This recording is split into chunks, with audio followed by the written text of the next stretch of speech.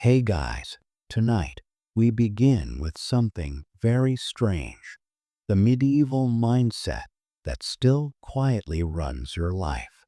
You probably think you're modern, evolved, free from ancient superstitions.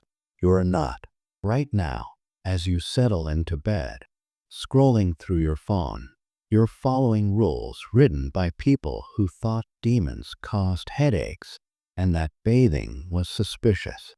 So, before you get comfortable, take a moment to like the video and subscribe, but only if you genuinely enjoy what I do here. And let me know in the comments where you're tuning in from and what time it is for you. It's always fascinating to see who's joining us from around the world. Now, dim the lights. Maybe turn on a fan for that soft background hum. And let's ease into tonight's journey together. You wake up to an alarm. The sound pierces your sleep at 7 a.m., dragging you from dreams into fluorescent reality. You probably assume this schedule, this regimented slicing of your day into work hours and break times, came from the Industrial Revolution. Victorian factory owners with pocket watches and profit margins, right? Wrong. You're living on monk time. Back in the Middle Ages, monks were the only people organized enough to tell time and irritating enough to make everyone else follow it. Their lives ran on a sacred, endless loop of bells. Morning bells, midday bells, bells for prayer, bells for eating, bells for regretting that you became a monk. It was less a spiritual journey and more a divine alarm system with extra guilt. The day was divided into what they called canonical hours: matins, lauds, prime, terce, sext, none, vespers, and compline. These sound less like prayer times and more like rejected Harry Potter spells. At every interval, monks would stop whatever they were doing to chant, kneel, or stare blankly into eternity. It wasn't about efficiency. It was about obedience.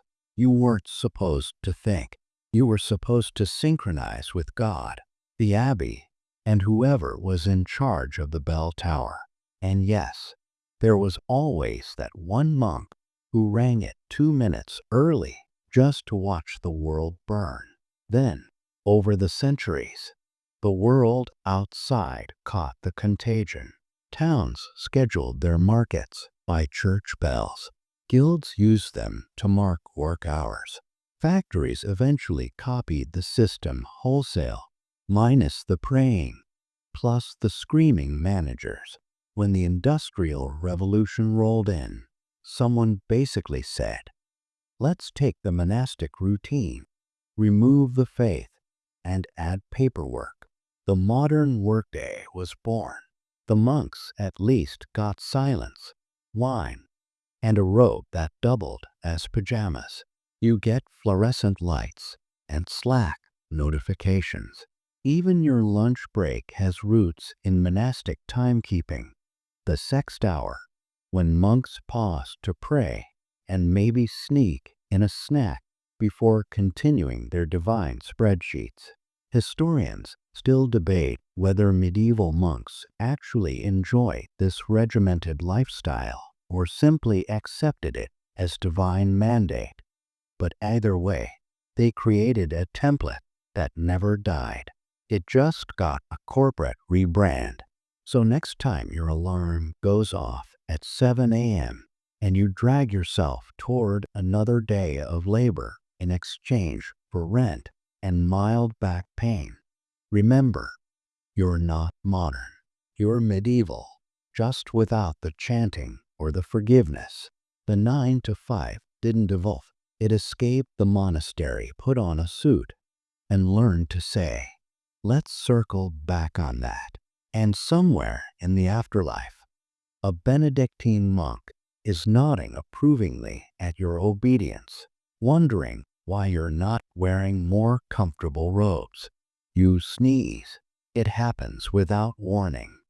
A sudden explosion of air and droplets.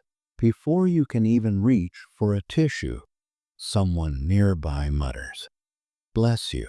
You probably think they're being polite. They're not. They're performing an exorcism. This reflex, this automatic blessing of strangers' respiratory functions, comes from 6th century plague paranoia that never got the memo about germ theory. Back then, when the plague was having its European world tour, sneezing wasn't a mild inconvenience. It was a bad omen. If you sneezed once, people assumed you were infected. If you sneezed twice, they started dividing your possessions. The logic was beautifully insane. When you sneezed, your soul tried to escape through your nose. The devil, apparently lurking nearby, like an opportunistic door-to-door salesman, might seize the moment to snatch it midair. Enter Pope Gregory the Great, who in 590 CE decided that every sneeze needed divine intervention. He ordered the faithful to respond with "God bless you," effectively turning respiratory function into a team sport. Every "bless you" was an emergency prayer, a miniature exorcism for people with hay fever. The phrase spread faster than the plague itself. Soon every village in Europe was collectively blessing each other into exhaustion. Nobody could sneeze in peace.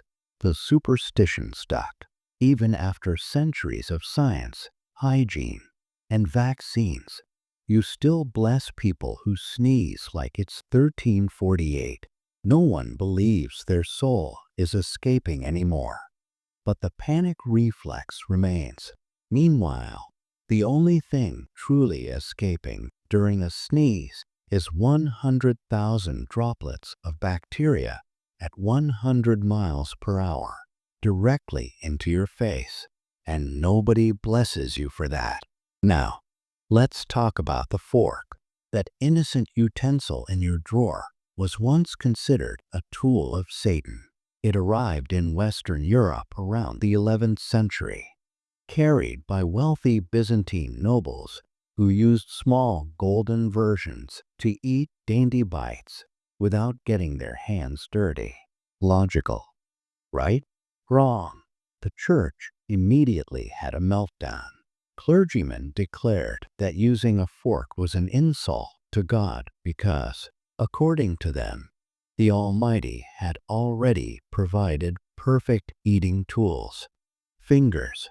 The idea that someone might prefer metal over flesh apparently bordered on blasphemy. One famous case involved a Byzantine princess who married into Venetian royalty. She brought her gold forks, and the local priests lost their collective minds when she died of plague shortly after. The clergy smugly declared her death was divine punishment for daring to use a shiny pronged stick instead of her God-given digits. For centuries, Europeans continued eating with their hands like cavemen in fancy clothes. Even Renaissance nobles hesitated to use forks because it seemed unnatural. Knives and spoons were fine. One stabbed, one scooped, both biblical enough. But the fork had demonic vibes. Some scholars suggest the fork's slow adoption reflects deeper anxieties about changing social customs, though most agree the church simply hated anything that made peasants feel fancy. Then there's the handshake, that gesture of modern civility and occasional bacterial exchange didn't start as a greeting. It started as a promise. Please don't murder me. Medieval Europe was a paranoid place. Everyone carried weapons. Everyone owed someone else a debt. So when two men met, They'd extend their right hands to prove they weren't holding a dagger.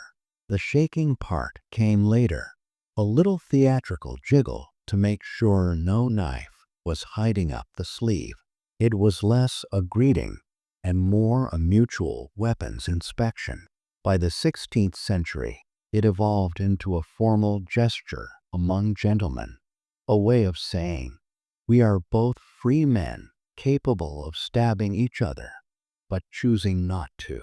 Today, you shake hands at job interviews and business meetings, performing an ancient ritual designed to prove you're unarmed. Trust hasn't changed much. It's still verified through physical contact, just with fewer swords involved. You glance at your hand. There, on your fourth finger, sits a ring, maybe gold, maybe silver, maybe something you saved months to afford. You probably think it symbolizes eternal love. It doesn't. It's a receipt, a medieval property transaction that somehow became romantic. In the Middle Ages, marriage wasn't about love or shared Netflix accounts. It was a financial arrangement, a merger of assets with decorative vows. Love came after the paperwork, usually followed by regret and joint land management. The ring wasn't a symbol of devotion. It was proof of ownership, a contract made visible on the bride's hand. The origin of the ring goes back to ancient Egypt, where circular bands symbolized eternity. The idea traveled through Rome, where men gave rings to women as tokens of possession. By the time it reached medieval Europe, the church realized this was excellent PR, a symbol of faithfulness that doubled as a legal shackle. The ring was placed on the fourth finger of the left hand because people believed a vein of love, the vena amoris, ran directly to the heart. This was complete nonsense. Medieval science also thought headaches came from demons and that leeches had medical degrees. But the myth stuck because it sounded poetic enough to justify the expense of gold. Weddings themselves were barely religious until the church got involved. Before that, it was common law. You said, "I do," in front of witnesses, shook hands, and boom, legally married. The church saw a business opportunity. Soon, only unions blessed by clergy were valid, and rings became mandatory props. And don't be fooled. Those early rings were rarely worn by men. For centuries, the ring was a one-way symbol, a woman's visible sign of possession, not partnership. Husbands didn't start wearing them until the 20th century, when World War II soldiers began sporting rings to remember their wives or remind everyone they were taken, even overseas. Historians still debate whether the wedding ring tradition reflects genuine emotional evolution or just clever marketing by jewelers and clergy. But either way, you're wearing a 900-year-old contract with better branding. You're not wearing a symbol of love. You're wearing a medieval merger agreement that survived every cultural collapse since the Crusades. Now, let's talk about your weekend. You probably think it was invented by labor unions or enlightened bosses who valued rest. Nope, it was invented by medieval peasants who wanted to stop working long enough to drink, pray, and occasionally remember what sunlight looked like. In the Middle Ages, there was no concept of a weekend. You worked until your body broke, then worked slightly more. But the church, in its infinite mercy, decided people should occasionally rest, not for health, of course, but to attend Mass and avoid sinning unsupervised. The church calendar was packed with feast days, sometimes up to 100 per year. These were religious holidays honoring obscure saints, the Virgin Mary, and occasionally events that sounded suspiciously like excuses for parties. Each feast day meant a day off work, free food, and the legal right to drink before noon. The nobility complained that peasants had too many holidays. One medieval bishop famously grumbled that the people work one day and rest three, possibly the first recorded instance of a manager complaining about employee productivity. As centuries passed, the Reformation trimmed the fat, literally canceling dozens of saint days for being too fun. The Puritans were horrified that people enjoyed resting, so they pushed for a stricter system. One mandatory day of rest, Sunday. That's how the Lord's Day slowly turned into your modern lazy day. Then came the Industrial Revolution.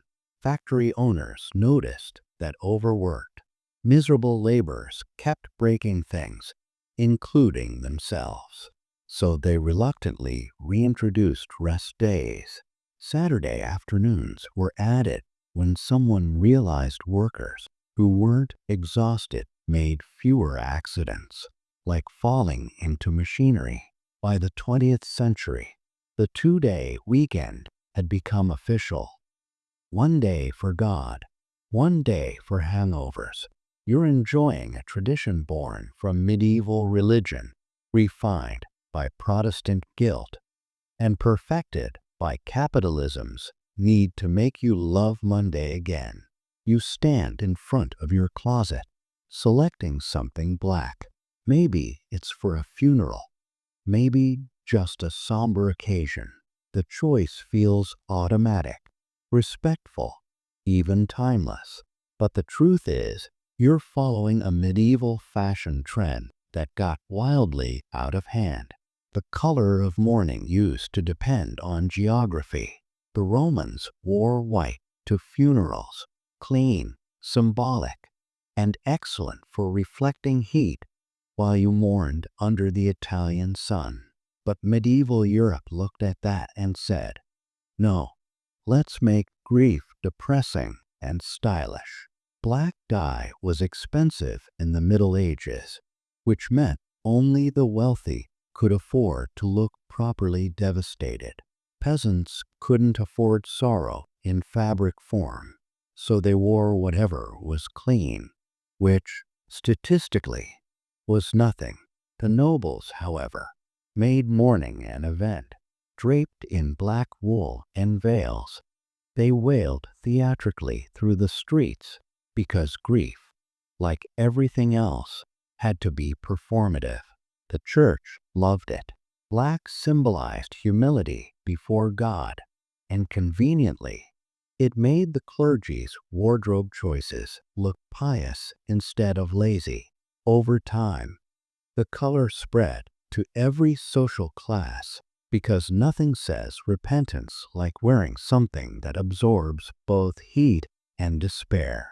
By the 14th century, black funerals were the ultimate power move. Kings died in black.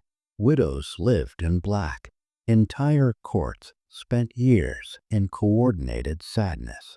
Queen Victoria later revived the custom by staying in mourning black for 40 years.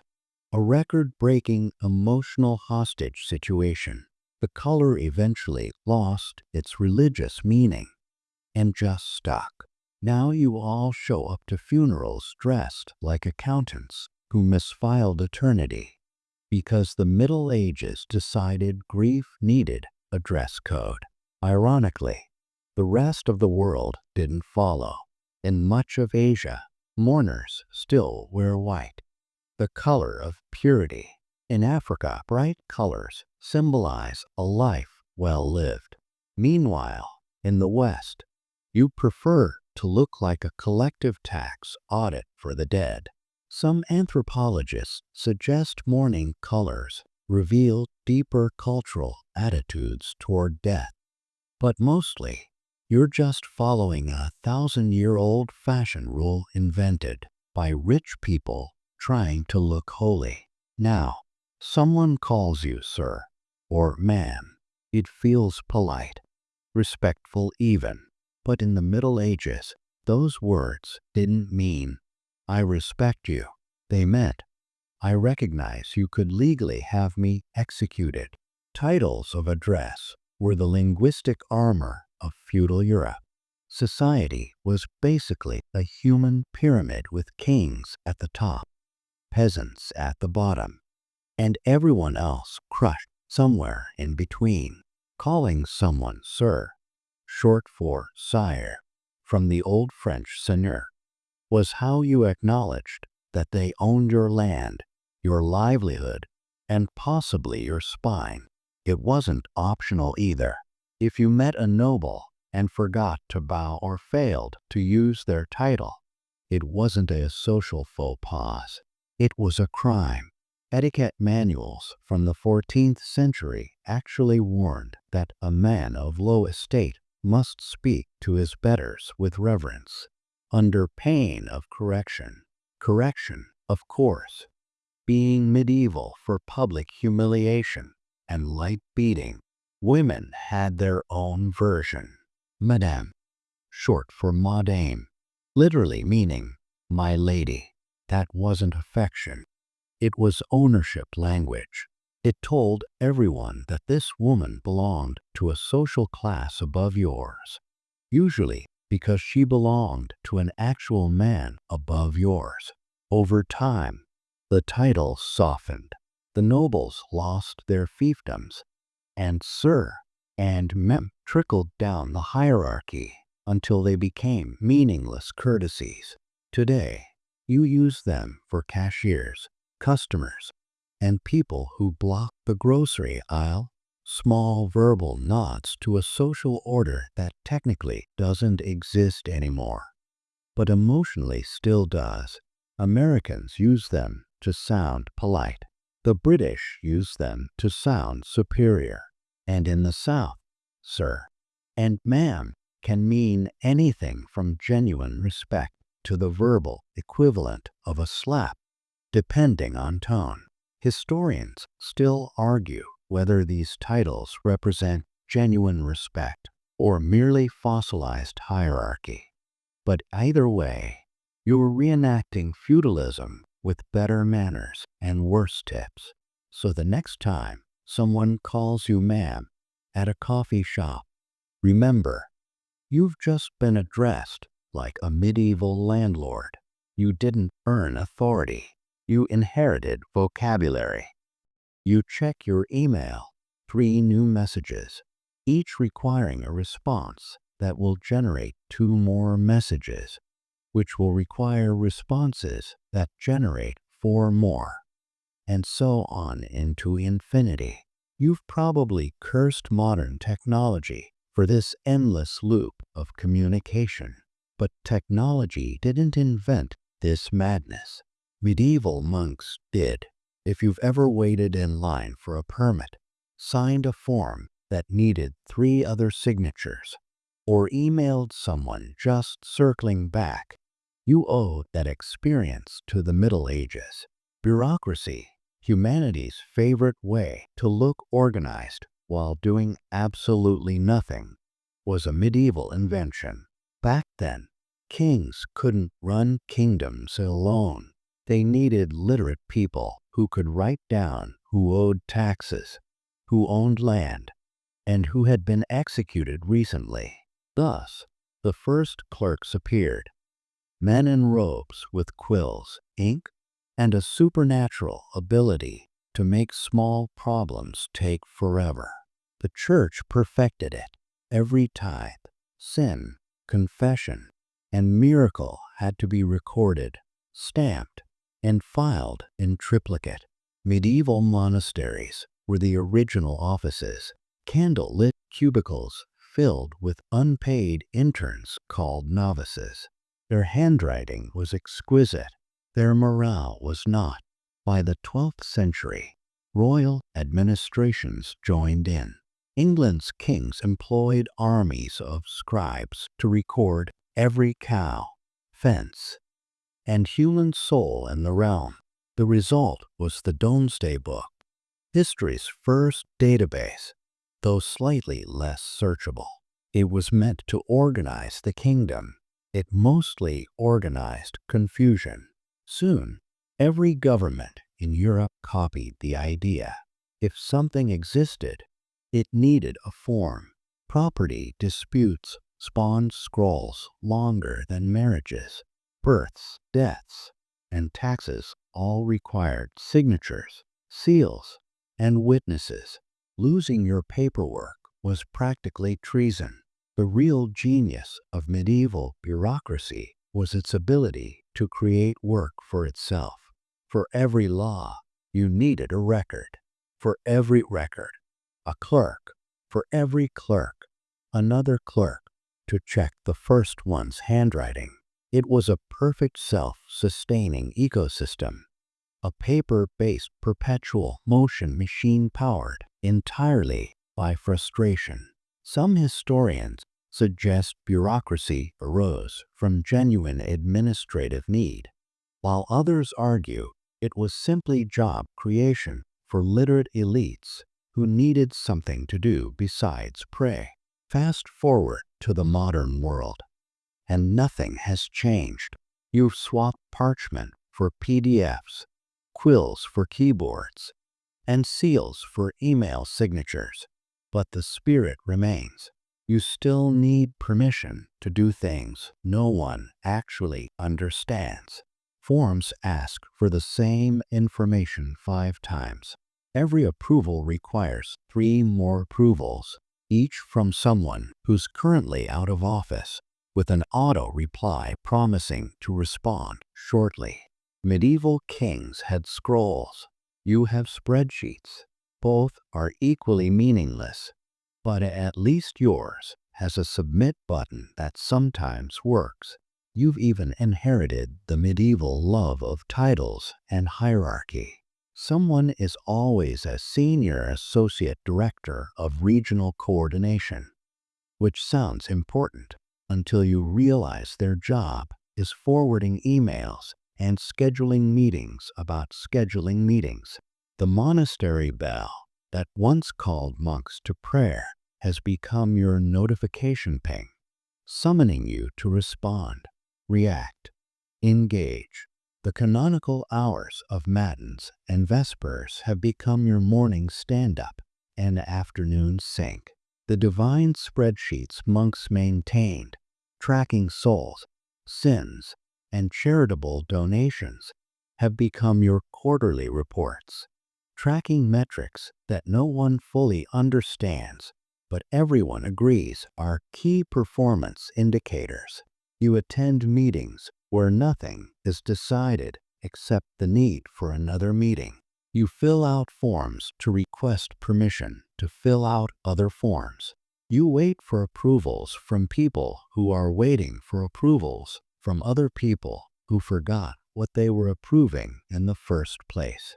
And through it all, you maintain the medieval faith that somewhere, buried in this labyrinth of process and procedure, there must be a reason, there must be order.